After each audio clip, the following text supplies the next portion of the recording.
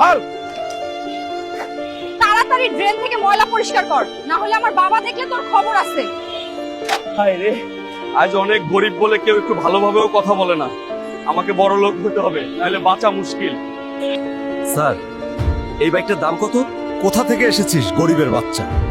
তোর হিম্মত আছে এই বাইক কিনবি? 2 মিনিট পানির তলে থাকলেই 5 কোটি টাকা। আমাকে জিততেই হবে।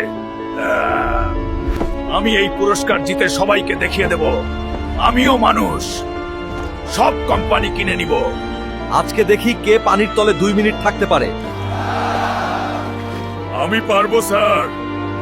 হাল্ক, তুমি জিতে গেছো 5 কোটি টাকা। আজকে সবাইকে দেখিয়ে দেব আমি বড় লোক হয়ে গেছি। কই রে ম্যানেজার?